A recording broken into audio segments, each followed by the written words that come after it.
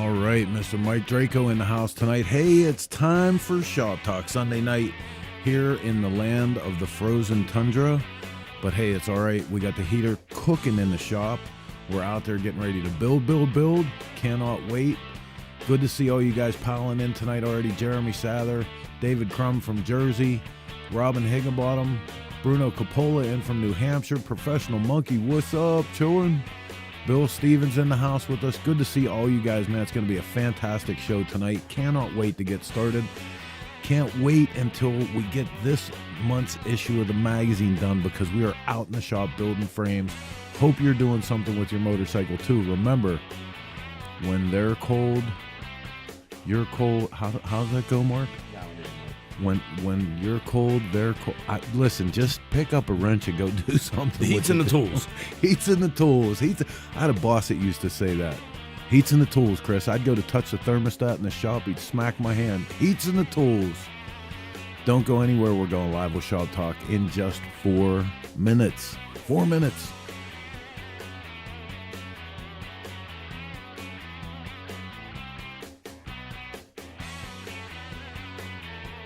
Oh, and the race to the beginning.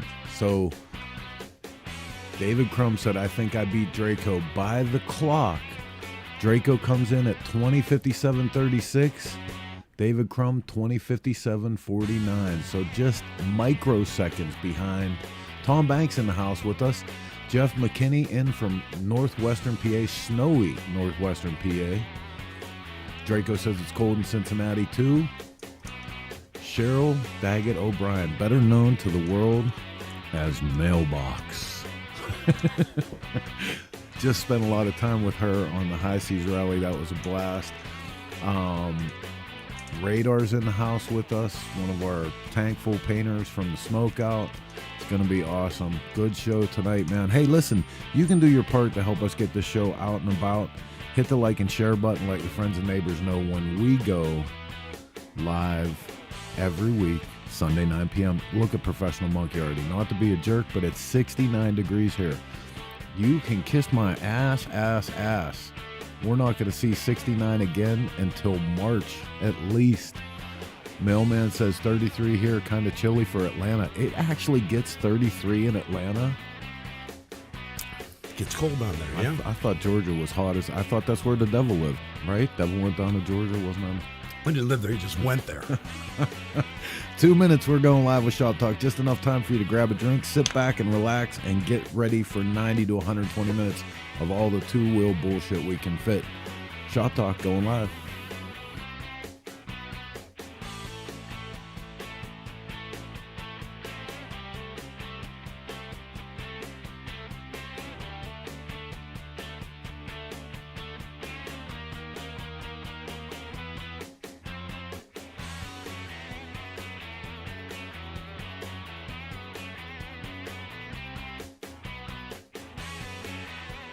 Oh, last couple minutes here. We'll go through the Marshall Fitzpatrick in with us.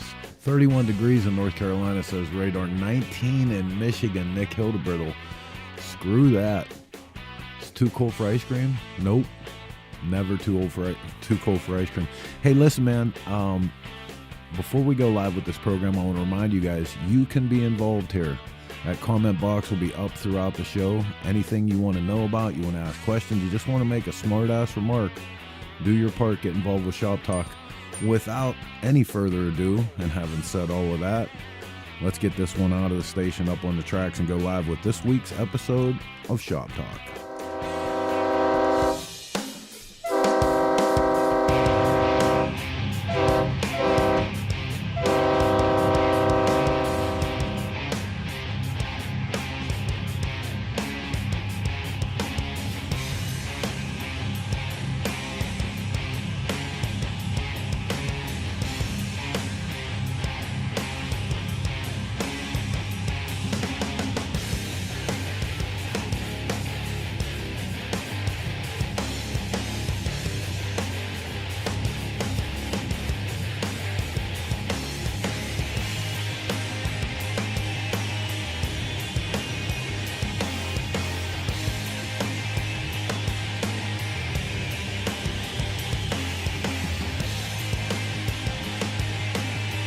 Okay, scooter tramps and chopper jockeys all across the land. It's just after 9 p.m. on the East Coast.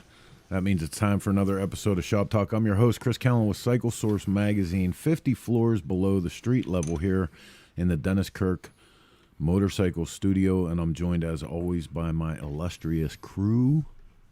Hi. We need an elevator. Let's see. Listen, the parking lot is filling up quick. Matt Smith, Tom Mafuxon Jessup. Mafuxon, I think it says. Look at him. That's what it says. Greg White in the house. Mrs. Monkey. What's up, Mrs. You know, Monkey? I'm borrowing that name tomorrow. Mafuxon. Yeah, I'll be borrowing your name tomorrow. Jeff McKinney's in with us. Good to see all you guys here, man. It's so good. Like last week, we were actually a little apprehensive because everybody kept saying to us, "Hey, man, you know that like you guys are going up against Yellowstone. This is motorcycles. I don't listen. But wait a minute. I call bullshit because you were pissed you had to wait till the following day to watch Yellowstone. But that's what I'm saying. DVR that shit.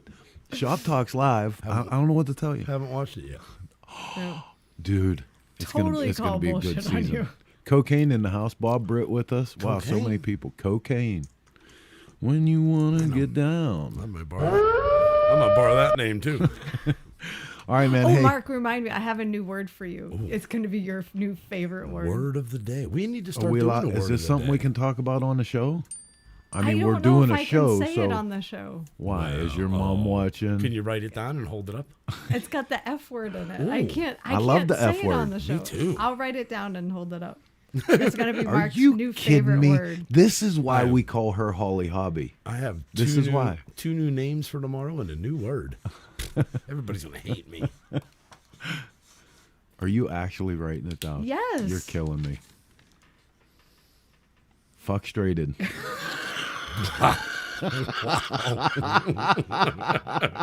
When you're so effing frustrated, Yeah. Hey, we'll put them together. That will work. right? Oh, that's It's the good best shit. word. And I will be tomorrow about 7:15. I'll be Right? You get to work at Yeah, 7:10, right? Yeah, I'll be there at 7-ish. I'll be fuckstrated by 7:15. Professional monkey said we already have Mafuxon. Oh, So I think that's a word. I think everybody can share Mafuxon. yeah. That's not a bad word. Fuckstrated is beautiful. Right? Heather, very nice job. Oh, I have a whole bunch of words like that. Now I got to come up with a new word for next Sunday.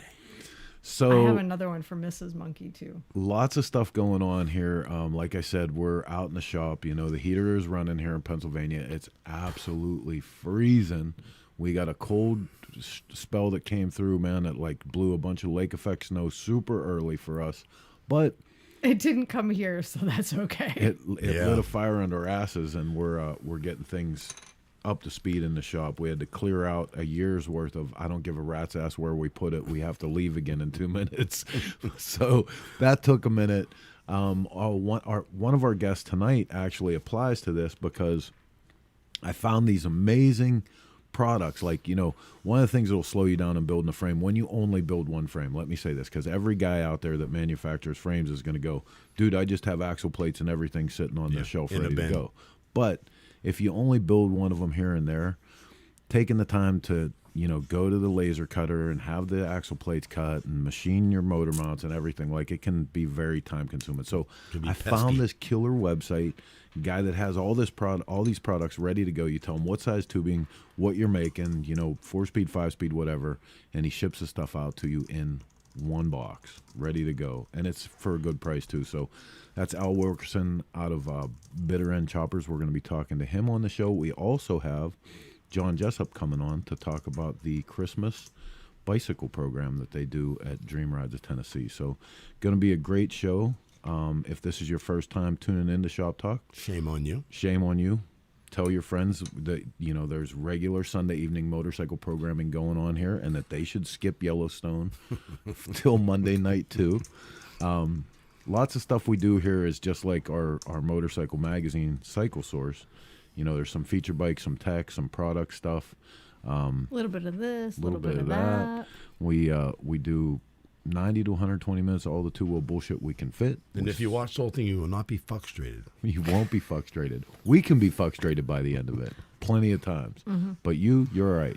We're going to start the whole thing off like we always do with a little segment we call The News. The Shop Talk World Report is brought to you by Law Tigers. That was the compensation we deserve and get back on the road with Law Tigers. Okay, first up in the news tonight, this comes in from Dealer News.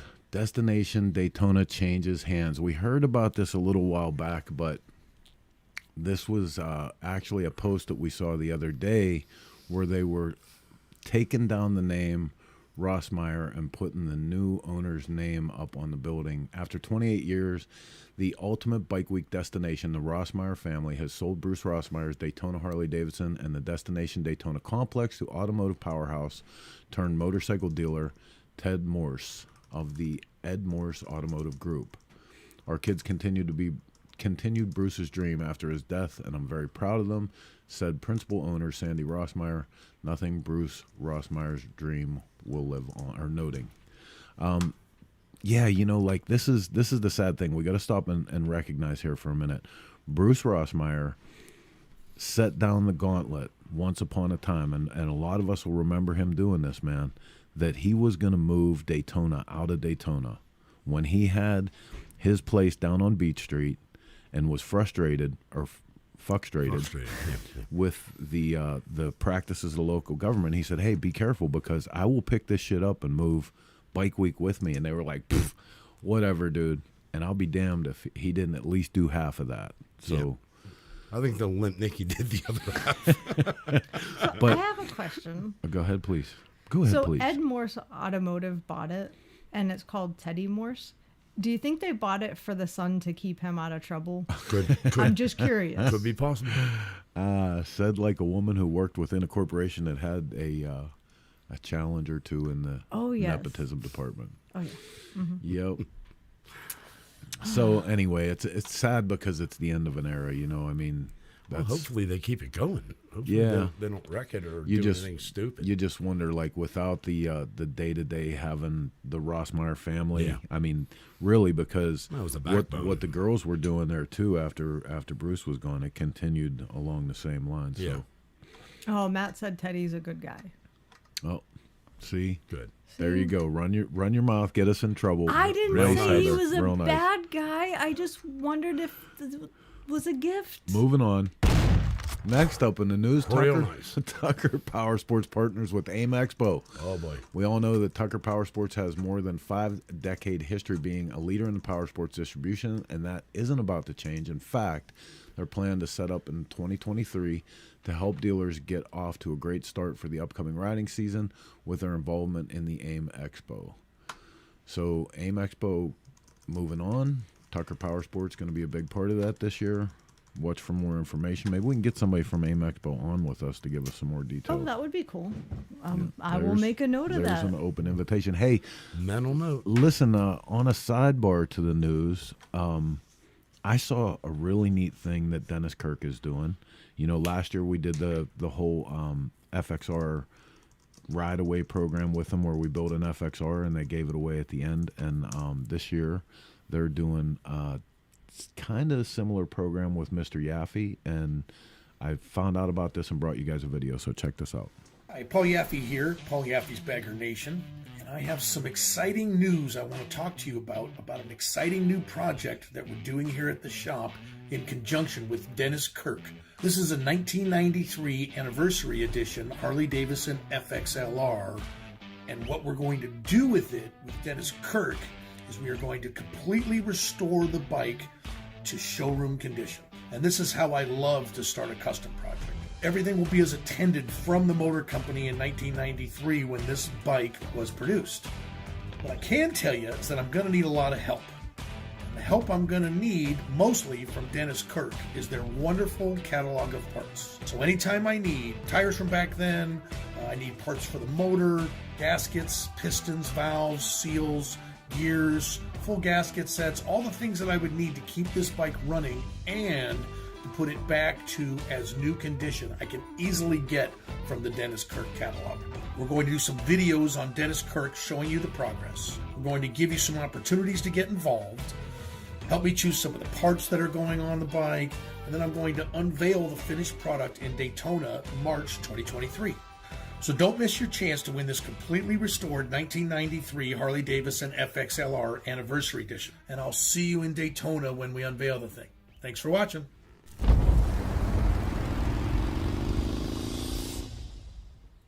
In case you guys missed that, Paul is very excited. He's very, Very excited. Excited. Very excited. Hey, so if you guys are digging the stuff that we do here, like I said earlier, it all ties back to the newsstand magazine that we've done for 25 years, Cycle Source, and you can keep up to date with all of the news that we pass along by hitting up cyclesource.com. Oh, look, I have one.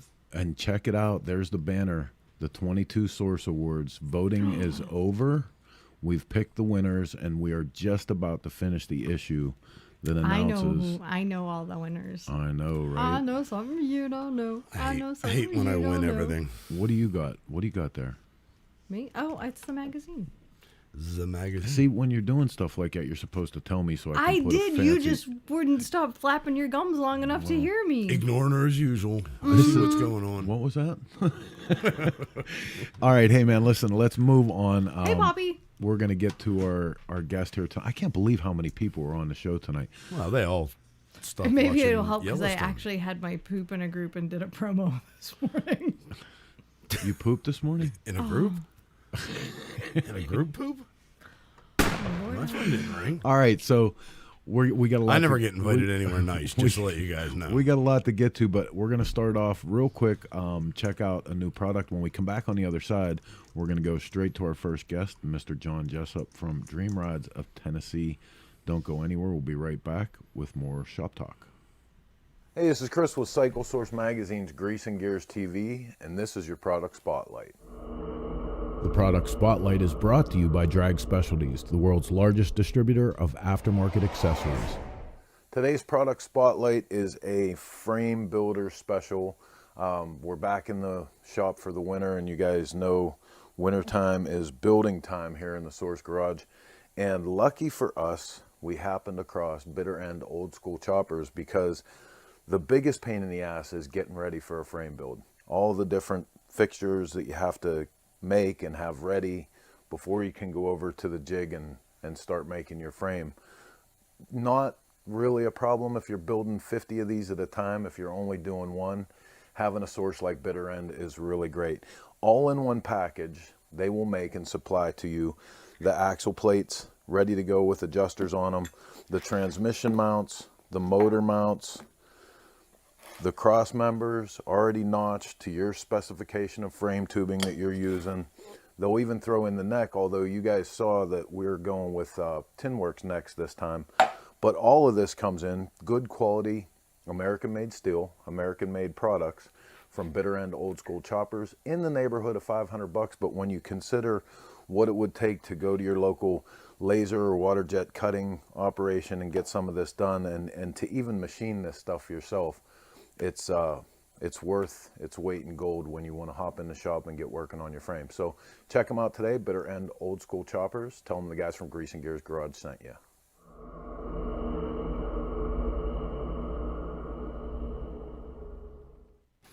Okay, I'm so excited to be in the shop. I can't wait. I can't wait till the damn magazine's done. Oh, you're worse than a kid at Oh, Christmas. dude, I got all my tubing ready. I'm doing a new thing that we're doing with frames this year that, like, I'm super fired up about with some stainless stuff, man. And, like, you know, I feel like And it's... this will actually be your first, if I'm not supposed to say this, and oops, you didn't tell me that. You can. This is going to be your first frame build. Full You've designed frames. Full in-house frame, And yeah. you've sent all your frame Yep. geometry off to have them built, but you're actually doing the build. Yeah, and that's a funny thing because the last thing I need to do is on our Make frame the frame. fixture. Well, yeah. That's the last thing you have to But the one thing that was holding me up was the transmission mount locator. I hadn't done it on this. We had only used this frame for doing hardtail stuff. So we're finally getting that done through the help of Josh Boggs at Steel City Blacksmith. He's machining some stuff for that fixture for me.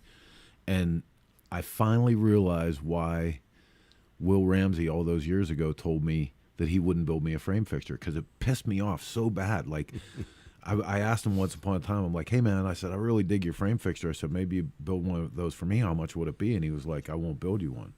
And I was like, yeah, okay, whatever. I said, how much? And he said, I'm telling you, I won't build you one. And I'm like, come on, dude, don't be a dick. And he said, listen, if you're going to build a frame, you should understand enough about building a frame to make your own tool to do it. He said, if you don't, maybe you shouldn't be taking somebody else's life in your hands.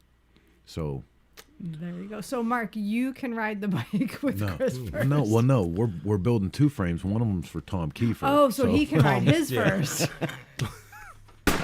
Professional monkey, come build my bike, please, and thank you. Well, why don't you come here? Up here? Come here and we'll do it. Although there is warm and sunny. But here is everything we need. So true. So our first guest tonight is man, like one of the 2 favorite people of mine and Heather's on the planet. We have a blast every time we're together with John and his wife. And am I the other? No, I said one of the 2. His wife is the other one. Oh, yeah, 2 of. It'd be kind of weird if it was you and John Mark. I'm just saying. Oh, I meant like, am I the other though? You know what I mean? 1, 2, the other. Well, I mean, without further ado, let's go to the airlines and get John Jessup on, for God's sake. Just Hanging Out in the Shop is brought to you by Spectro Oils. Made in the USA since 1966, the best oil on planet Earth. What's up, John? Hey guys, how are you? Good, buddy. What's it like in Tennessee? Everybody's comparing a temperature reading tonight. You know, it's about 25 degrees in the morning, but it's been sunny and getting up to about 55. Yeah. Yeah, so it's been pretty nice. Yeah, not here. It's been cold as hell, mitigated by colder than that. Oh. Was it 12 this morning? Oh, Jesus, like dude. It's like that bone breaking cold, man. It's disgusting. Coming up to the holiday season, and I'm so excited that you guys are doing the same program that you did again last year. Is what we asked you. So let me give you a little bit of history. So we actually started doing this back in Stockton in 2019. I didn't know that. My business partner Jim and my brother-in-law, we took in a kind of a rat Softail trade-in bike. We're like, hey, let's just give this thing away. And we came up with this program for people to donate bicycles for kids in the community, and it's been a hit. So this is our 4th year doing it in Stockton, and our 2nd year doing it in Tennessee. You know, and one of the wonderful things about the program is all the guys in the shop donate their time to put all the parts on the bikes. Out in Stockton, my younger brother Tom fucks Jessup, and my brother Jim and all the guys working there donate all their stuff to get the bike handled. Same thing in Tennessee with all the guys working in Tennessee. We've teamed up with a ton of great sponsors. I can't even name them all, but you know, Nest sends us a bunch of products, Chromeworks, Clockworks, Saddleman Seats, Bassani, Legend Suspension outfits both bikes with full suspension front and rear. In California, our painter throws a custom paint job on it. In Tennessee, we had a pinstripe it. And all the bicycles stay in our local community. In California, we've teamed up with the Police Youth Activity League to donate or distribute all the bicycles. And in Tennessee, there's a big church group that we've teamed up to give away all the bicycles. That way, little kids can have bikes. You know, my brother and I were fortunate enough to be raised by our grandmother, and there was enough money to keep us warm and keep food on the table, but there wasn't a ton extra. So, you know, this is near and dear to my heart, and it just feels good to give back. Absolutely. I love that. John, do you know how many bikes you've taken in over the past couple of years? Well, I can tell you last year was our first year in Tennessee, and we did 204. In just Tennessee? In just Tennessee. Wow. California, we did, close to 200, I believe. And it's right. It usually stays around 200. Now this year in Tennessee, we haven't counted them yet, but I think we're gonna hit 300. That's my goal. We're about 170 right now. Right on. And a really cool thing is people from around the country can get in on both these bike raffles. The way it works is if you donate a bicycle, we give you 1 raffle ticket. So if you want to donate 10 bikes, we'll give you 10 raffle tickets. So say 1 in 300, 1 in 200 chance, you get a free Harley-Davidson.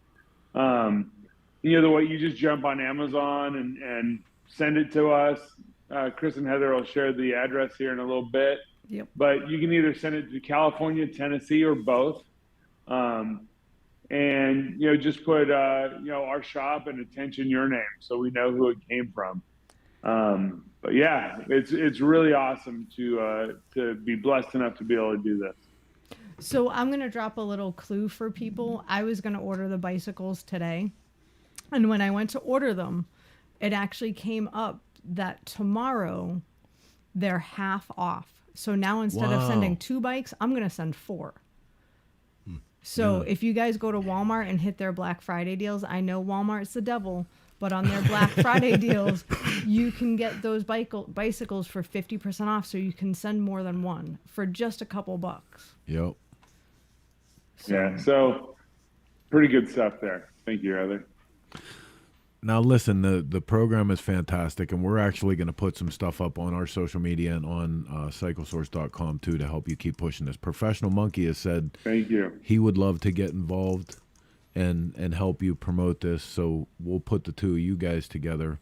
But, also, man, like, this is what John said, just to stress on this for 1 second. Community direct charity. You know what I mean? Like, no matter how much we all like the toy runs that we go on and everything else, like there's nothing better than community direct charities. There's nothing better than doing work that is happening right down the street from where you live. And everything's going to go to its cause. Yep. Absolutely. So, killer for you, dude. Yeah, thank you. It's a great thank program. you. Well, absolutely. Let's talk for a minute while we have you on here, because you've had a hell of a year with your traveling around with your brand and having a good time, but you guys have really extended that into your customer base with your program at the local drag race tracks. Yeah. So the way this started off was, like any brothers, my brother and I have a nice little healthy competition, and we were in Sturgis. And Baker was having their fun drags, and we ran out. Now, Tom and I have been on the track a bunch of times, but it's been a while for me. So we got out there, and I had such a good time that on the way home from Sturgis, I decided I was going to get together with the local Knoxville Dragway and see if they were cool if we just piggybacked off a test and tune night. So we did our first one in September. And we had, I'm going to say 40 plus Harleys on the track and another 40 or 50 watching. And the best part about that is 90% of those people had never been on a racetrack before. So just the buzz on our local community it's awesome, So yeah, I love drag racing. I'm not that fast, but I can get a little faster. Well, and this is the thing, man, that we forget sometimes, how much fun like a Friday night at the drag race track can be, because, just like everything that's happened in our lifetimes, me, you, and Mark, the more things got popular and the bigger they got, and they dressed everything up. Like if you take the life curve of NASCAR, right, and you think about where NASCAR started from and what it grew into. It's great. It's great that it's this entire empire, but the appreciation. There's a racetrack right up the road from here that still does like the World Outlaws and all the the dirt track stuff, and like going to those things on a Friday night is killer. And when you can actually have people participate in it, and take it back to the roots of where all of this started, I think that's pure gold. Yeah, and nothing better, nothing better than a day at the racetrack. So. For me, Chris, it's you know, our custom motorcycle industry. It's tough. There's a lot of online retailers. I'm one of them. But between Harley-Davidson turning into all these big auto groups, I think it's up to us small guys to really keep our heritage and our, Absolutely. just what we do with motorcycles. And part of that is we get out there and we're part of the communities. I don't just make my living with motorcycles. This is what I eat, breathe, and sleep. I love motorcycles. I love to ride them, to race them, build them, whatever. Yep. But we have to, if you have a shop, just get out there and do stuff and get customers involved and don't do it just to make more sales. Do it because you love it and the sales will come. If that makes any sense. Yeah, look, here's some proof how you actually had to arrange special shipping for all the shit you wanted at Smokeout to send back home. That's you out doing it and loving it. Yeah, so that turbo bike right there, that bike is so much fun. We actually raced that on a Friday night, then rode it. I rode it from I'm in the Knoxville area out to right outside of Nashville, so about 230 miles there and 230 miles back. 2 days later, we got a best of show. Right on. So it's fun to build these really pretty bikes, but it's even more fun to ride them. Yes, sir. Yes, sir. And this one, if I'm not careful, Heather's going to end up with this motorcycle somehow. Oh, I love that motorcycle. And do you know what it's called? Do you know the name of that bike? I forget. It's called Sex Machine. That's right. It's as a sexy motorcycle. You know what bothers me when you job. covet other men's motorcycles, right? I thought it was bad enough that I had to worry about you around Sugar Bear. Now it's John Jessup too. Well, he always smells like lemon pledge. So. Oh, I wouldn't go that far. I do love that motorcycle, but honey, I will always be a chopper chick at heart. You know that. Yeah. Always. Thank God for it. Well, listen, man. Tell everybody where they can keep up with everything that you're doing. Through social media, your builds, the bicycle thing, and drag racing once the weather breaks again. Are we going to go to the drag racing? I would like to. Please? I like drag racing. Yes. You guys need to come out. That'd be amazing. So in Tennessee, we're under Dream Rides of Tennessee. In California, we're under Team Dream Rides. My personal is Dream Rides John, or you can hit me on Facebook on just my name, John Jessup. The number one thing is I just want to say thank you for bringing me on here, and if you can send us some bicycles, it'll make some kids smile for Christmas who might not otherwise been able to. Oh, I'm absolutely. sending them tomorrow. And actually, Chris, I just dropped 2 images in John's Flickr folder with the addresses. I don't know if you can put those up on the screen for a minute. Will. If you don't mind. That way people can write them down. I did also post them in the comments. And don't forget, if you buy your bikes tomorrow from Walmart, they're 50% off, so you can send more than one. Yeah, buddy. That was brilliant. Leave it to my wife. Brilliant. So here's where to send bicycles to Tennessee. There's where you can send them to California. Tennessee, California. Tennessee? No. Oh, How did I know you were going to do that? Camera 1, camera 2. And I was thinking about that today. We literally, we are the generation that grew up with Wayne's World and shit, and here we sit. Oh, God. John, are you sure you asked to come on the right show? Come on, you should know better by now, dude. Actually, I'm going to see if I can come back on in here in a couple of weeks, give you guys a status update on the bicycles. Absolutely. And You have an maybe we open can do invitation. a final push.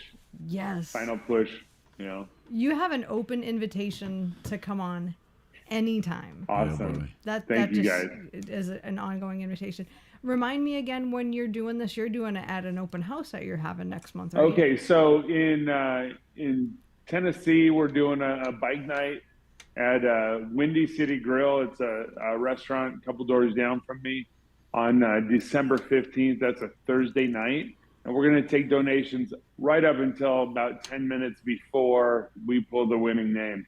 In California, we're doing it December 17th, which is in our parking lot in California. The weather in California is a little bit more welcoming in December than it is in Tennessee. A little we're more still gonna do it conducive to a bike night. Yeah, we're still going to do it at the shop in California. And and Tom and Jim and Annie over there, they'll take donations right up until the last minute. And they're giving away a 2003 Road Glide. We're giving away a 2010 Road Glide. Like I said, they're decked out with all the baddest parts. Right on. Chris, they're not too far from us. Maybe we can go to their open house. It's after deadline. Yeah, I have a place you can stay. Oh boy. He just wants to get you back close to that pink motorcycle. We know what's going on. Let's see. All right. Well, listen, John, thanks for coming on, man, and give our best to Janine, please. Will do. Thanks for having me. Oh, thank you, All right, John. buddy. You take it easy. Bye-bye.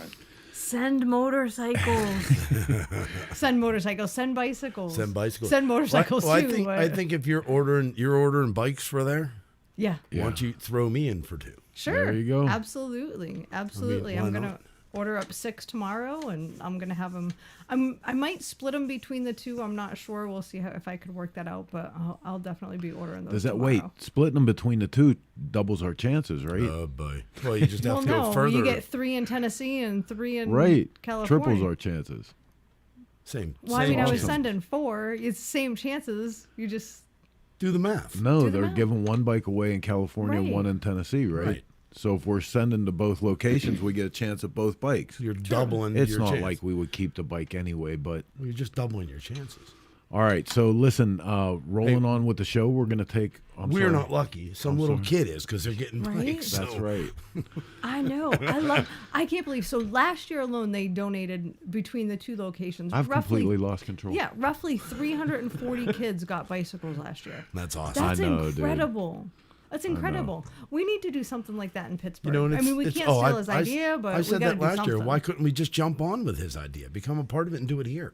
Oh. You know what I mean? I mean, is that Mark, can we store them in your garage? sure? I got plenty of knot room.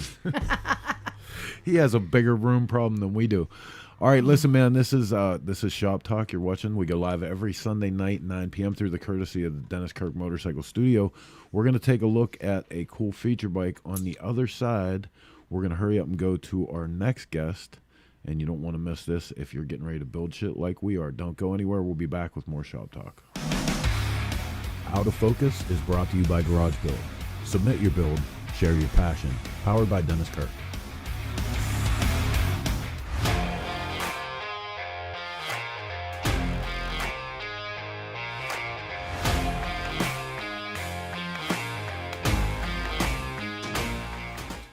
My name is Michael Lang from Waukesha, Wisconsin. I'm sitting on a 1946 factory Harley-Davidson WR racing machine.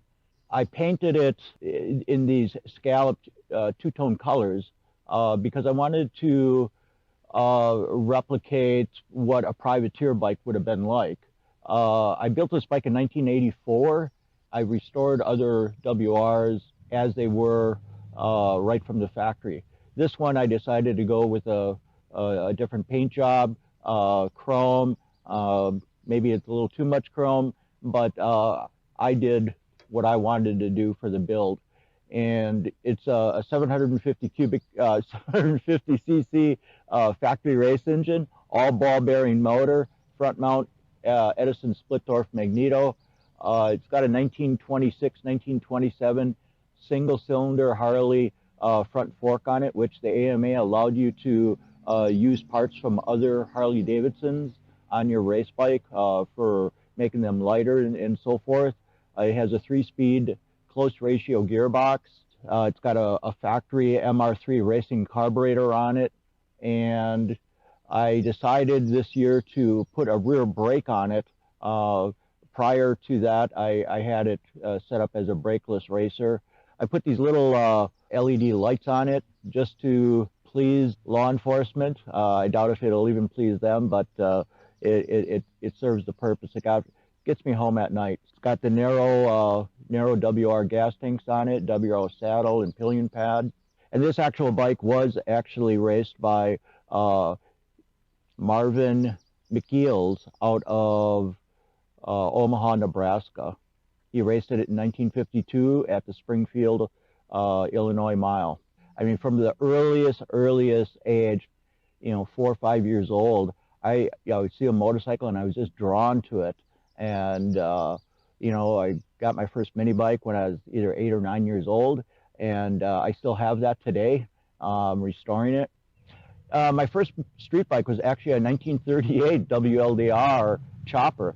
I was 14 years old, and I had that only just for the summer of that year.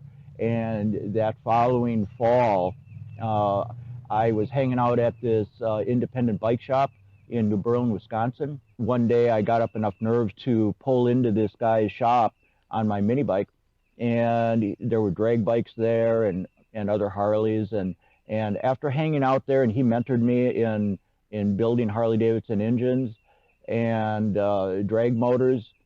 In the back, he had this 1948 UL Flathead, and it was a stock bike, and I wanted that. But he said he couldn't sell it to me because I was only 15 years old, so he had to sell it to my mom, and I still have all that paperwork yet today. And that bike I still own. I've owned it for over 50 years, and it's in the Bill Dodge BC Moto Invitational. Yeah, I've been racing board track motorcycles and 1940s, 1950s flat track motorcycles for the last, this is my 45th year doing that. I have a shop, Michael Lang Company, LLC, or L&M Racing, and I build a lot of race motors for a lot of people around the world. And it's a true honor to be able to be entrusted with other people's very, very rare and unique factory race engines.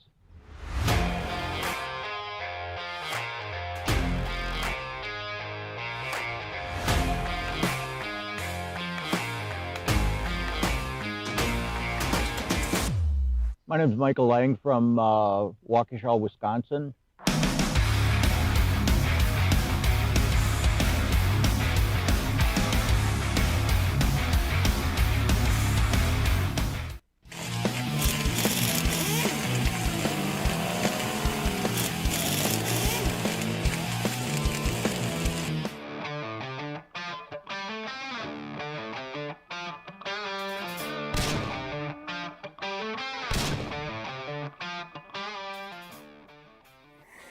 All right, guys, it's winter in the Midwest.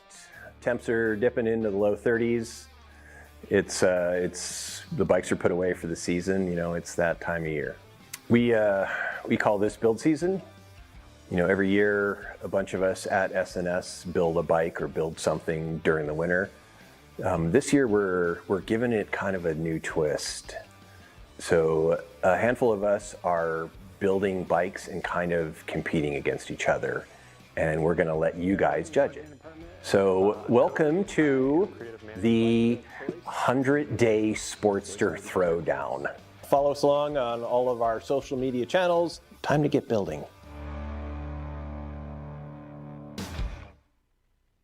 Hey, this is Chris with Cycle Source Magazine, and today I want to talk to you guys about tires.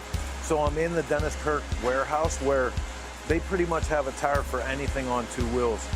That's one of the tricky things today in your local shop. Sometimes it's hard to get a tire. Well, they ship today from here. So pretty much any of these you can have tomorrow. Everything for your dirt bike, your ATV, your UTV, you can get these out today. And in addition to features like the tire finder on their website, if you buy the wheel at the same time you buy the tire, you get free mounting and balancing. Check them out today at DennisKirk.com. Bikers Info USA, the first bikers app by bikers, for bikers, and it's free. National and state events, Sturgis and Daytona, Bikers Info USA. Every motorcycle manufacturer dealer listed. Biker products for you and your bike.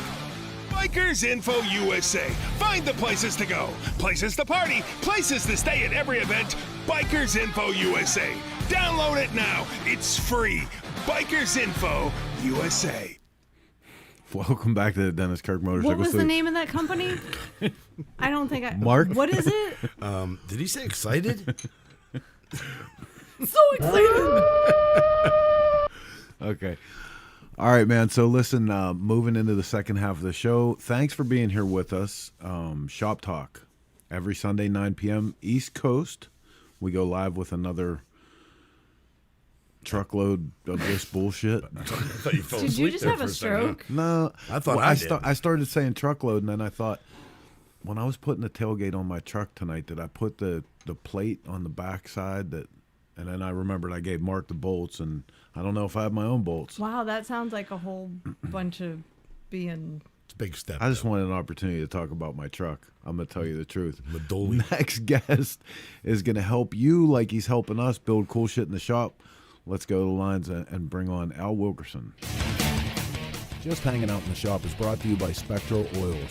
Made in the USA since 1966, the best oil on planet Earth. Oh, sorry about that. What's up, Al? That was me. That was It's all my so bad. hard to find good help. And I know, and you know. Did my unmute work? Yeah, there Yes. you go. Yes, it did. Okay, cool. So I gotta Awesome. I gotta tell everybody the story about how this came to be this weekend. I'm doing what I do in the middle of the night. I'm looking for chopper parts, and I'm trying to get ready to build these frames. And I got a bunch of guys that'll make me axle plates, and I got a water jet guy and a laser jet guy that we work with. But I'm looking through websites, and actually Rick Bray turned me on to your site, Al. And he said, hey, check this out. And there it was, all in a kit, everything I needed to build a frame, all the independent fixtures. So I go on the next day, and I'm like, I'm just going to order all this stuff. I go on, and I'm trying to order, and I was having a problem with the site, so I sent an email to the administrator of the site, and I said, hey, I'm having a hard time ordering. This is what I want to do, blah, blah, blah. And he said, hey, why don't you just give me a call? So I call him up, and I'm like, hey, this is who I am. I want to get this stuff, and blah, blah, blah. And I said, dude, I got to tell you, like, I'm so impressed with all of this stuff that you have and the prices that you have on it, because it wasn't expensive at all. I said, I'm so impressed with this. I said, Don't say that. Now he's going to raise his well, prices. I already got the shit that I need, so. But I told him I was so impressed, and I wanted to put the stuff on Shop Talk, and he was like, yeah, he said, when Pat Jansen first got to Iowa and a light bulb goes off over my head, and it was the dumbass alert, the light bulb that goes off to show you what a dumbass you are. So we had actually been introduced to Al a while ago, and we should have done all of this stuff way before this. So I apologize for that, Al, but the product is dope. Like, we already got the first part of the shipment in, and I've already been test fitting stuff and getting ready to make a run to it, and I can't thank you enough. Well, I can't thank you enough for the opportunity. I'm amazed. This is really cool. Just a clarification on the product spotlight. You mentioned the $500 you spent, and that was for 2 full kits, if you recall. That's right. I told you. That's right. But he just lowered the price. I didn't want anybody out there thinking I've gotten thinking I'm a hot stuff or something. No, I should be. I bought 2 kids at the same time, and I said $500 neighborhood, like, because there was different options too. Like, you have a basic kit, an everything basic kit. There was a bunch of different stuff that you have, right? Yeah, and our overall philosophy is we're trying to have everything you need to build from scratch. We have a Springer Builder's kit. If you're building your frames from scratch, I mean, our idea is if you needed to build from scratch, just come here. We got you. I didn't see the Springer Builder kit. Where is that? Springer parts? Yeah. So that left. You're there. You're there. Too quick for me, man. You don't even need me. Oh, I need you, Al, because I'm gonna be ordering some of this shit Thanks, here. Al. Right on. Well, that's what I like, is really, like, you can tell there's nothing worse than ordering from a company that, like, when you get down to the nuts and bolts of it, it's a pain in the ass because the person on the other end has no idea what you're going to run into, what you need, and when it's somebody that's actually doing the work, it makes all the difference in the world. Well, and I have the opposite problem because when you call me, I'm probably under the weld hood with gloves on and dirty, and so I have to take everything off just to talk to you. So that takes a minute, and people don't realize that I'm in the middle of doing my own stuff when they call. You know, so. They probably think I'm kind of uptight, but I'm just trying to get undressed enough to talk, you know. And listen, Mark has that same problem. Me too. When I call him, it takes him a couple minutes to get all his clothes off before he talks to me. Yeah, that's why normally I just don't answer the phone. Creepy. No, like, this is so cool. I wish I had found this before Chris, because I never know what to get my husband for Christmas because he always just gets it. This is the perfect place for me to go to get him like Christmas presents, birthday presents. Listen, whatever. Christmas is coming up, and let me give you a little hint. What's on Santa's list right now for Uncle Chris? Well, I know you're partly being facetious, but a lady actually bought a full frame jig build and a startup parts kit for her husband for his birthday the other day. She dropped almost $4,000 on a full frame jig. Well, I'm not that nice. As a birthday present for her husband. I'm like, best wife ever. Well, see, I have to tell you, I'm totally not being facetious. No, not at all. I'm really not, because like, how many, 3 years ago, I bought you a shovel head for Christmas? Yep. So like, this is literally going to be my go-to for him. This is you have no idea. Between her and her mother, this is what kind of smartasses they are. She asked me what I wanted for Christmas, and I said a shovel. Because she's been around this shit long enough. She speaks the language. So my mother asked you. When we get to Christmas, we're having Christmas at her mother's. They bring out a wrapped up snow shovel, and I'm like, really, you dirty bastard. So I unwrapped the snow shovel, and the title was in the pan of the shovel. They actually got me a shovel head. Best Christmas ever. Well, I don't know about ever. So no, I'm totally not being facetious. You just like saved me for every holiday with him. You're my hero. Well, let's talk for a little bit, because you said like, you getting out from under the hood because you're working on your own stuff. The experience that you have, like in talking to Pat, we were talking about some of your builds, and we're not going to hold it against you that you're friends with Pat Jansen. No, not at all. But I wouldn't blame you. I wouldn't blame you if I tried to hide that. Listen, everybody has that drinking buddy, so we get it. Yeah, and he is one of my favorites. So it's just that he happens to be everybody's drinking buddy. Yeah, right. He's so good at it, though. Oh my God, he's the man. So we want to talk a little bit about your career with building bikes and the stuff that you've done. Like you've even had stuff go the whole way to like AMD World Championship level. Yeah, I'm in my 19th year, and you'll catch me rounding it up to 20 just for simplicity. I was invited to be in the World Championships in 2008, I believe, back when it was an invite thing. They didn't really have a big, awesome qualification system like they have now. So I went to Sturgis for that in 2008, and that bike right there is my entry. So I've been doing this. Before that, it was my hobby for 10 or 15 years. And I work with my hands in the shop every day. Just as I put that up, this is the picture that comes up. As he's working with his hands. Yeah. This is part of the reason I like shows.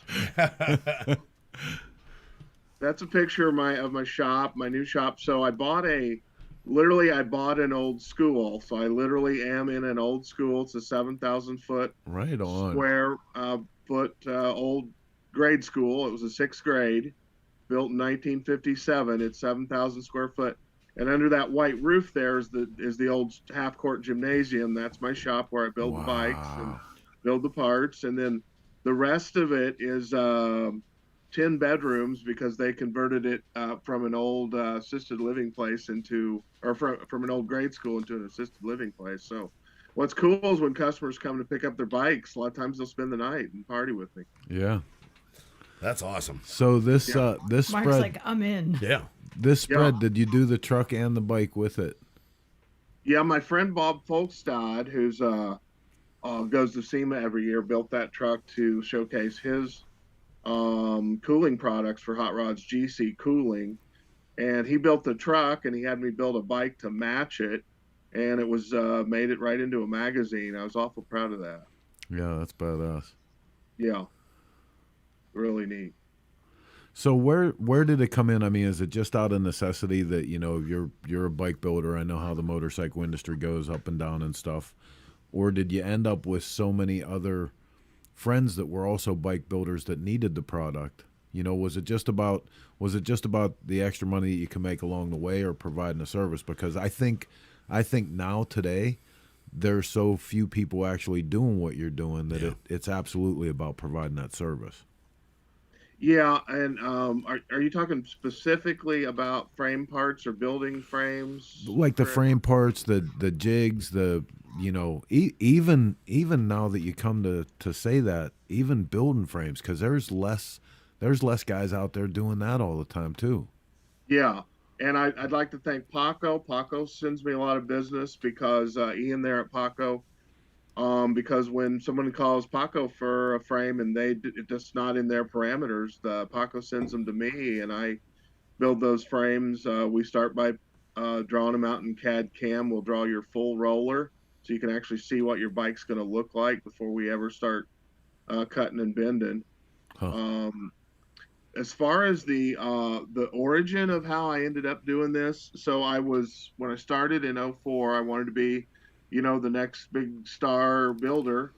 And I thought, well, if I build my own frames, that'll put me $1,000 or $2 ahead on budget. You know, I won't have to go out and buy a frame.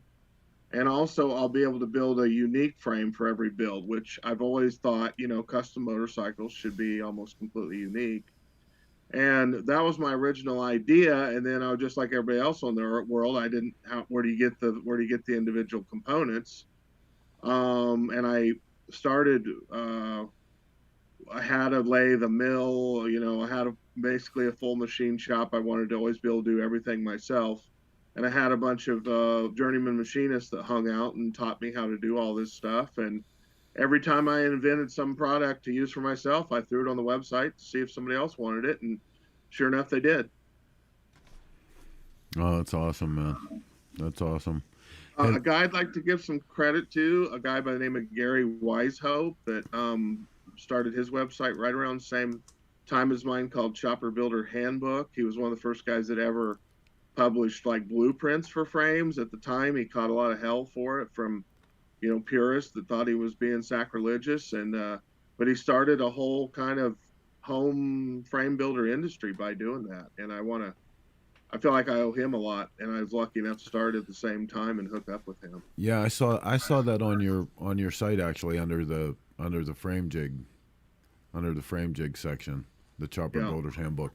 And you know what, man, that's something to talk about too, because, you know, whether it's motor guys or fab guys, and, you know, I had told the story about the guy that my friend that didn't want to build me a frame jig, he wanted me to learn how to do it on my own first.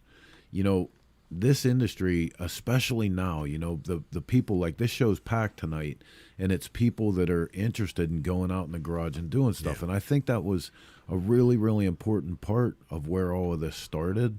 And I think something it's kind of been dwindling for the last 10 years. And with it, we've seen a dip in motorcycles. And not only that, you're giving people, by making all these individual parts, the opportunity to give this not only a shot on their own, but for them to find out how hard in one sense it is, but then how rewarding and how cool on the other side it is.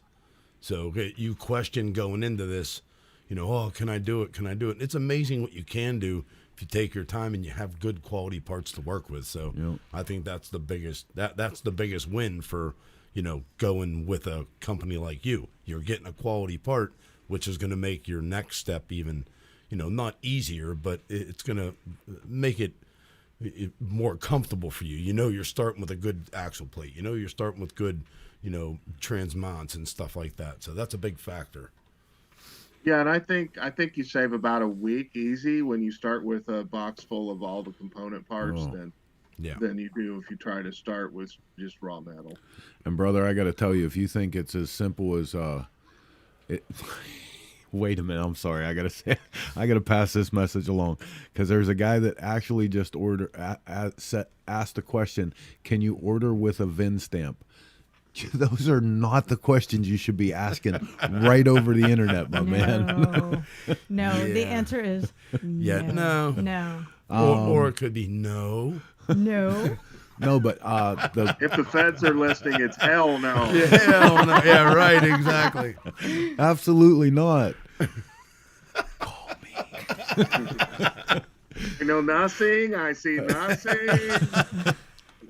So this is something to talk about because Steve Burrows puts up the question: do you have blueprints? So do you actually have blueprints? And anybody that thinks that you're going to save any time by just getting ordering a set of blueprints and you're going to be off running and make your own fixtures and stuff to get going on here, you will not save that week. I promise you. You're not building a house here. It took me 2 days to start to understand the blueprint as a beginner blueprint reader. So yeah, and I recommend you take them to I'm so old, Kinko's, whatever, FedEx store. Have it printed out in that very large format. Hang it on the wall next to your jig. Yeah. You'll be so glad you did that. And buy extra metal. Yeah. Oh gosh. Yeah. I mean, one thing I did when I first started is I used to go to my metal suppliers and just say, hey, can I raid your drop pile? Can I just dig through your drop pile and grab a bunch of stuff and you give me a price for it? I didn't care. I just wanted a bunch of stuff laying around. Yep. To answer your question about the blueprints, because of my loyalty to Gary, I've always sent people to him for the blueprints. So I'm blueprint adjacent. I offer a CD that gives you blueprints for a frame jig. There's other things that I have that have some simple blueprints for reference, but. Well, what's his site? Where can I go? I'll bring him up. We'll give him. It's called Chopper Builder Handbook, and I'm pretty sure it's just www.chopperbuilderhandbook. I think it's still what it is. He's been around longer. There's an S. Yep. Let me put his link up real quick too. I just talked to him on email like last week, and he said he's still at it. He still says he's going to do it till he dies. So I'm like, cool. Not the cool that he's going to die. Yeah, right. Yeah, taking this, not making a log. No, I didn't mean not that I have a log. Yeah, taking this to where you're making it easier for people to actually build their own bike. That's fantastic. But like you'd said, don't think you're going to go in and these parts are going to fall together and you're going to get a blueprint and you're going to. No. There's a lot of, actually, me and Chris have been going over a lot of times when it comes to frames. Like Heather said, we built multiple frames, but never really. Every time we build a frame, we get in a car and go somewhere. And it's going to be so nice to be able to not have that pressure and to be that week behind by that week of travel. It'll be done here, and you know what I mean. So getting these parts is great, but take your time, get these blueprints, learn how to read them, pay attention to what you're doing, and don't be afraid to mess up. I like to looking at the Chopper Builders Handbook page right away. I want to get this book and get this cat on the show too, because for sure. the stuff that he starts with, the rake and trail, like everything about stretch, tubing, tools, wired tire bikes. What is a chopper? Well, and he gets extra points because if you go to the What is a Chopper page and scroll down, you're going to see Ben Hardy there. Oh, right on. So just like that in and of itself, big extra points right there. Yeah. Big extra points. Oh, yeah, we should definitely have him on. Yeah, that's cool. Hey, since we're talking about, we're kind of aiming our conversation right now as like first-time virgin frame builders. I want to throw out a couple pieces of advice because safety is paramount. Nobody wants frame failures getting into the news. That's bad for the sport. Yep. Amen. So I'm gonna throw out a couple of just real simple safety ideas when it comes to fabrication. First of all, gusset everything. Gussets are your friend. Anytime you have a juncture of two frame members and you wonder, gusset it. If you're wondering, should I gusset? Gusset. Yes. Secondly, over-engineer. You're not trying to drag race, so you don't need to make the world's lightest titanium frame. You need this thing to survive a car crash. So if you think, hey, I bet eighth to be strong enough here, use quarter. I always say belt and suspenders when it comes to engineering. Yeah. I think those two things will keep most frames on the road for decades. Yeah. I have a big question when it comes to your first piece of advice. So for everybody who doesn't know, I'm just going to put this up. There's an example of gusseting. So between the upper and lower frame rails there and the top of the neck. If you're going to do a country bar from between your down tubes, do you feel like that replaces the need for a gusset or not? No, not necessarily. No, not because I'm not familiar with that term, but what I think you mean by country bar is like a tube running from the top motor mount to the down tubes. Yep. Yeah. Okay, that really, in my mind, increases the rigidity off of the motor to the down tubes, which is a great idea. But you still want reinforcement because the forks are trying to tear the neck off the frame. They're constantly trying to make your frame neck into a hinge. Yeah. And the gusset resists that hinging. If you've ever fatigued metal, it only takes about 5 back and forths to snap a piece of metal in half. Yeah. That's metal fatiguing. Gussets stop fatiguing because they stop the movement. So gussets are your friend, man. And they look cool, cut some design in it, shape them, whatever it takes to get hard over it, but put them in there. Well, and that's I'm sitting here planning out what we're gonna do, and we've done stuff a couple different ways like that, but I was trying to figure out what I'm gonna do with the gusset and how I'm gonna, because I like having a country bar because it kind of gives you the, still reflects to stock a little bit like the old panhead rigids and stuff. So I like having a country bar, but definitely I'm thinking for safety and keeping the stuff that we're doing strong, I want to do the right thing. Yeah. My philosophy is belt and suspenders. If you think of belts enough, throw on some suspenders too. Yeah. I had a customer of mine, mega sized dude like myself, well over 300 pounds, go down on one of my frames at 60 miles an hour. It was a rigid and it kinked the rear end over 3 inches. Ooh, wow. They were able to cut the back half off the frame, put on a new back half, and that bike's back on the road. Yeah. My buddy reported that my friend / customer, Shane said, none of your welds failed. Some of your stuff bent, but there were no cracks or failures.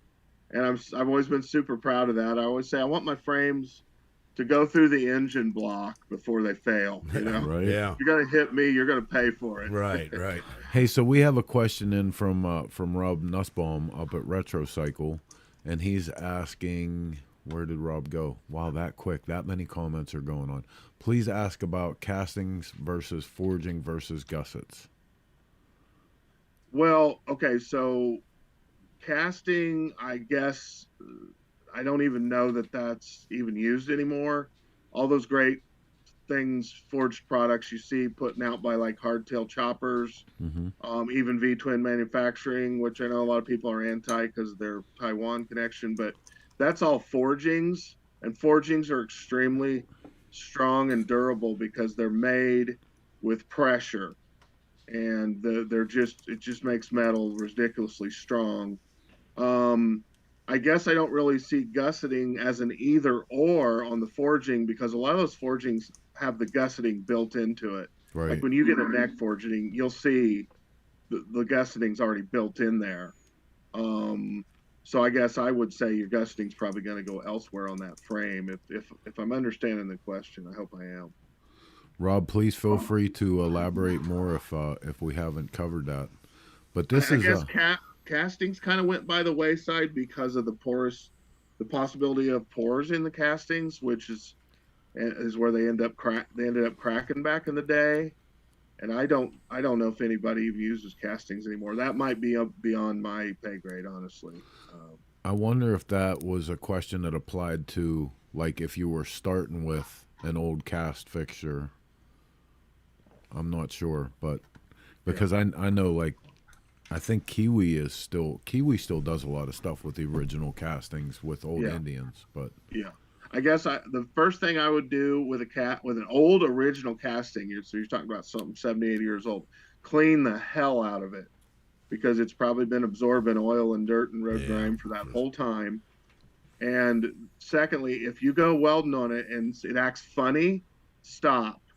Yeah. Because it's probably made out of something that's either not made to be welded. Yeah. You know, like the forgings Harley uses are what they call malleable. They're made to be welded. But the original frames back in this way early days where they what they called furnace brazing, they would actually wrap brass around and throw them in a furnace, and because of capillary action, it would suck that brass into there, and that's how they came out. Those original frames weren't even welded.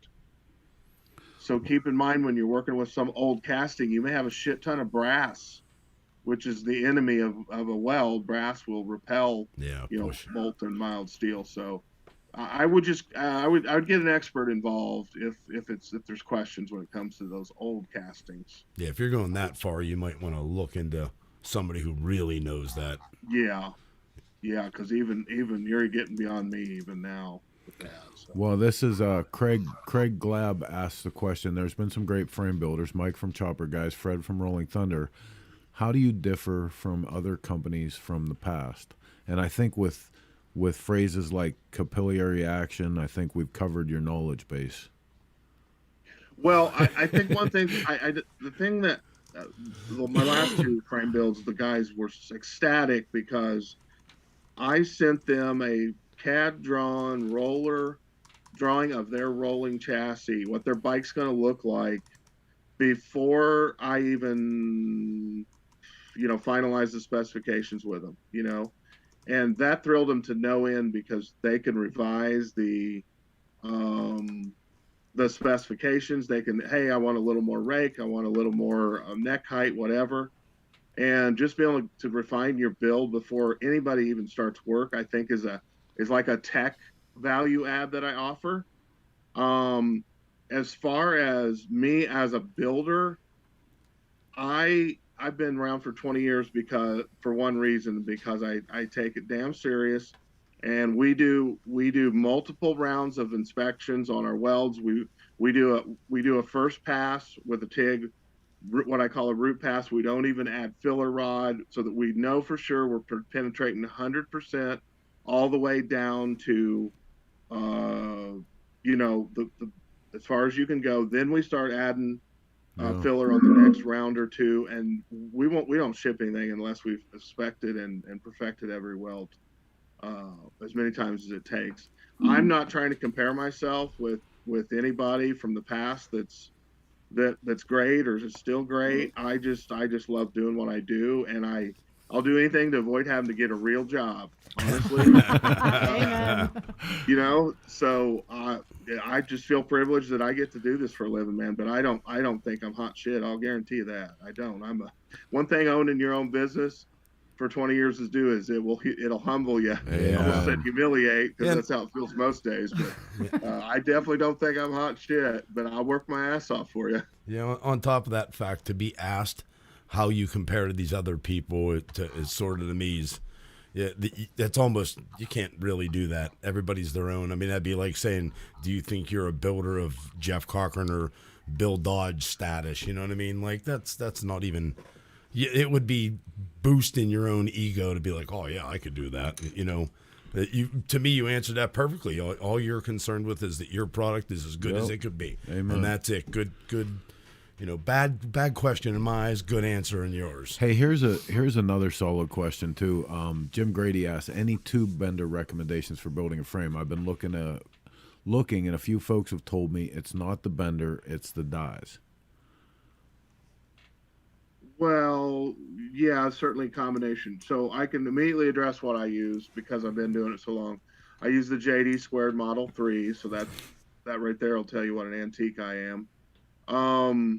the dye, just about everybody's dye is made so that it doesn't flat spot. That's the main thing. Dyes, a good dye will do is it'll make your curve not visibly, so you can see where the pressure was at. There's companies that are coming out with innovative tubing benders. I would check them. It would pay to do a thorough search of the whole market when you go to look at your benders, because I've seen some new cool stuff out there where it spits out an exact degree. It shows you on a real nicely that exactly the degrees you're getting. I tell you, more importantly than a bender is your notcher. Amen. I have 2 notchers set up. Because one's this I think it was called the Beast or the Monster, something was from JD Squared. It'll do certain notches real well, and then there's another one that will grab on the curve of a bend, so it allows you to notch right up next to a curve. Wow. Which I've not been able to do until I bought this bender. And I'll be glad to look up the name of that company, Chris, if you want me to take the time. But I actually keep 2 notchers set up. I would be surprised if someday I have a third, because what eats your time is when you want a certain fish mouth somewhere and you can't get it there because you can't fixture it and cut it. I also use my Bridgeport style vertical mill to notch tubing, because when I just run out of options and I'm just like, I just need to throw this thing in a vise, I'll use my roughing end mills to fish mouth really weird things. But your notching is what'll drive you insane, trying to get a notch in the right spot. Nope. And that's, the experience that I have, and I'll say this, that I'm kind of new to some of this, but modifying frames and hardtail and shit, like we've done a ton of that. But the one thing I can tell you, Will Ramsey pounded into my head over and over again, is about fitment. Like if you at all walk up to your frame and you have a part that you think you can get away with, take it and throw it away and go make another one. Because unless you have good fitment, everything else falls away from that. If you don't have good fitment, you're not going to have a good weld. You're not going to have the right strength in the end product. Just throw it away and start over. It's got to fit perfect. The other thing that comes to mind, Chris, when you talk about fitment is get yourself a gallon of acetone and have it sitting on a shelf, way away from any sparks or anything, because it's one of the most volatile organic compounds on the planet. But it's the best way to get a surface clean for welding. Yeah. All your professional TIG welders will wipe something down with acetone to get all the grease, all the dirt off of it. The guy with decades more TIG welding experience than me once said, "You want shiny. Your good TIG welds starts with shiny parts." Yeah. He says, "I don't start welding until I got shiny parts." And what he means by that, it's shiny down to the molecular level.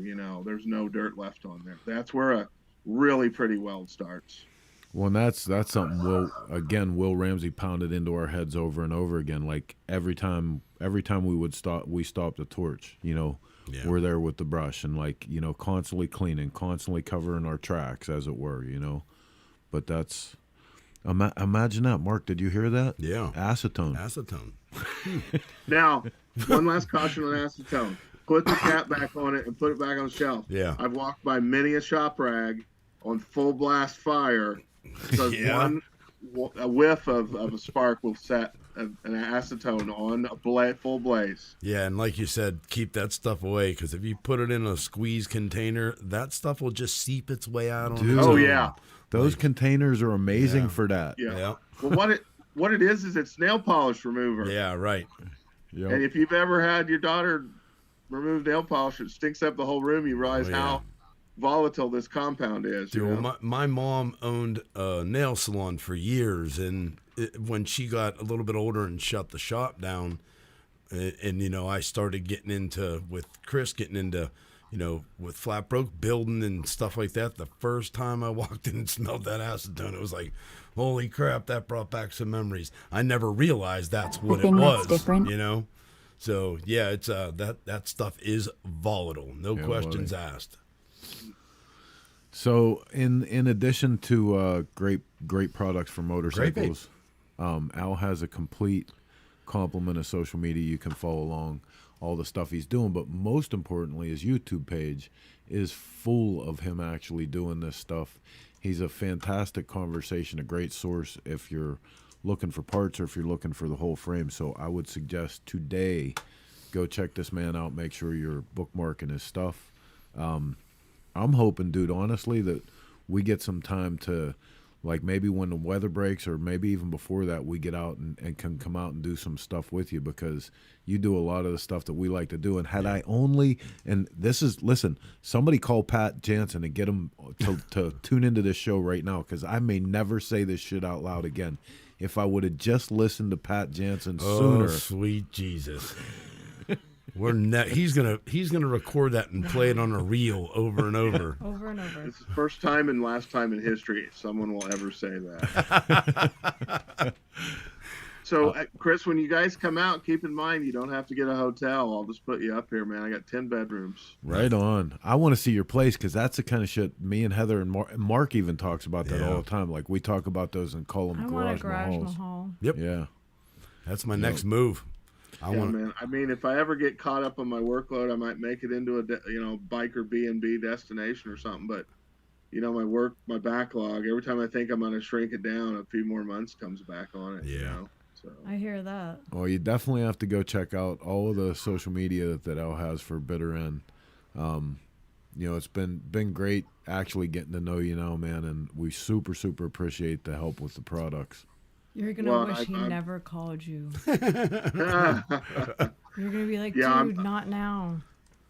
I'm blown away by the opportunity, Chris. I truly appreciate it. Oh, yes, sir. Yes, sir. Well, thanks for coming on, man. We'll be in touch with you and talk real soon again. Sounds like. Oh, by the way, I still owe you a few parts from that last order this week. So. Oh, that's cool. I know man. You're missing some stuff. So. That's cool. He didn't notice. He was just so excited. You have no idea. He was literally like a kid on Christmas. Every now and then I go out in the shop and he's sitting there looking at him like, "Is the magazine done? Can I do this yet?" Well, he had told me the whole, oh my God, this is the Pat Jansen, the dude Pat Jansen, had told us about a while back, and like literally I've had a conversation with him about you, 2 days now? Yeah. 40 times. So, I can't wait to actually meet you, because I'm tired of hearing about you already. So. Oh, shit. Yeah. It doesn't take now much. You know how everybody that knows me feels. Yeah, right. Oh, well, Al, you do your best to stay warm out there, buddy, and we'll be in touch with you soon. Appreciate it, guys. Thanks a lot. See you, Al. See you, man. All right, so, hey, you're watching Shop Talk here on the Dennis Kirk Motorcycle Studio Cycle Source Network. That took a while. That moving. Was you need to write that down. You could read that faster. Yeah, moving right along. Guess what's up next, Mark? What? Guess what? Guess events. Guess what? Is it event what? time? Weed? I'm assuming. No weed. No weed. No weed. Damn it! It's time for Heather's favorite part of the show. Oh my God. The Shop Talk events calendar is brought to you by the Bikers Info app, the Everything Bikers app, all in one place, everything you need, and it's free. First up, hey, I'm not going to do this if you keep doing that. If you keep shooting me, I'm not going to do this. Right. I quit. No, you don't. You can't quit. You need to be sold. True. You got to change that. Chopper Fest, December 11th, 8 a.m. to 4 p.m. Ventura County Fairgrounds, back after a 3-year hiatus due to COVID. Everybody that's out there or can get there should go. Again, Ventura County Fairgrounds, December 11th. You can go to chopperfestival.com to get more information on that. Jumping ahead to 2023. January 14th, 2023, Full Throttle Magazine Custom Motorcycle Show. Full Throttle Carolinas. Full Throttle Carolinas. Excuse me. Lincoln sent this in the other day. He did invite us to come on down for that. That is in Greensboro, North Carolina. Not to be confused with Greenbow, Alabama. Greenbow. All right, Forrest. Run, Forrest, run. Cycle Showcase put on by Big Randy Nold the weekend of February 11th and 12th at the City Foundry in beautiful St. Louis. Be there. That's going to be a good one. Mama Tried the following weekend. Mama Fried. In Milwaukee, looks like it, February right? 18th and 19th. That is at the Eagles Ballroom in Milwaukee. She said balls. And then jump ahead to... It's the Eagles Ballroom, you said? Yeah. And there's the whole wolf on the helmet thing. Oh, you know, as much as things change, they really stay the same, don't they? Oh, boy. Moving on, Donnie Smith show, March 25th and 26th in St. Paul, Minnesota at the River Center. I can't wait. I'm getting that Snoopy tattoo this year. Yeah. I'm telling you now. I'm in. And then in Bisbee, Arizona, heading south, March 18th. Sorry, those are out of order, guys. In beautiful Bisbee, Arizona. Stop in and say hi to Jay Allen for us while you're there. March 18th, 2023. The Prowl. The Prowl. There's a whole bunch more stuff happening too, but this is what I have flyers for. Backroad Barbecue Run at 6th, May 12th through 14th, 2023 in Trenton, North Carolina. Right on. And one more time, the Cycle Source Magazine events calendar brought to you by Biker Info USA. So excited. So excited. So excited. Bikers Info USA. All you right, know, you man. can't make fun of our sponsors like that. Listen, Dude, I'm not it's laughing at them. I'm laughing No, with actually, them. you know what? You should be able to, based on the comedian we watched yesterday. Oh, my greatest God. comedian ever. Dude, if you guys have not checked this cat out, you have got it. What's his name again? Brad Williams? Brad Williams. Yeah. Oh, my God. He's funny. He's hysterical. Like, hysterical. Hey, I can only take him a little bit at a time, but Oh, terrible. that's right. I said it. All right. Can I man. get an amen? So listen, this was Shop Talk. Tell your friends. Great show. Thanks to Al and John Jessup for coming on with us. Thank you for sharing your headspace, your Sunday night, and for DVRing Yellowstone and putting that shit off until tomorrow so we could do some motorcycle stuff I'm now together. never going to watch that show. You have to watch it. It's Never going to watch it. It's not like Sons of Angry Trees. Angry's trees? All right, man. Listen, until we can scoop up enough stuff to come back and share it with you next Sunday at 9 Oh, p.m. next Sunday we have Big Randy from Cycle Showcase on. And we'll be live here again in the Dennis have our Kirk next couple shows Motorcycle lined up. Studio. Hey, listen, how about What? a little professional courtesy? When someone's talking, Did I fart? did you fart? You said professional courtesy. I thought the dog got in the room Anyway, again. so next weekend, shut up. Next weekend we have Big Randy from Cycle Showcase on. After that, we have Long John on. He's coming on to talk about his new motorcycle tourism off the Unbeaten Path in Arizona. And then following that, we have Keith Kaiser from the AMCA coming on. That's going to be a great show. I'm very excited. Yep. Lots of cool I'm stuff more happening excited with because it. I actually got guests scheduled. Terrible. You're letting our secrets out. Your slip is showing. I almost Great. said your shits is slowing. Your shit's slowing. Oh, it's time It's to go time to away, say Nancy. goodnight. Wow. Say goodnight, Until John Boy. next week when we come back in the Dennis Kirk Motorcycle Studio. Same chopper time. Same chopper channel. Bye, Felicia. Almost didn't make it out of that one. It was touch and go. Our sponsors for their continued support, and we hope you pay them a visit when you're in the market for great motorcycle parts, products, and events. S&S Cycle, Makuni American, Baco Parts, The Broken Spoke Saloon, Twisted Tea, The Iron Horse Saloon, High Seas Rally, Twisted Choppers, Twin Power, Drag Specialties, Geico, Law Tigers, Tech Cycle, Fueling Parts, Lone Star Rally, Hijinks Apparel, Progressive Insurance, Spectra Oil, No School Choppers, Motion Pro Tools.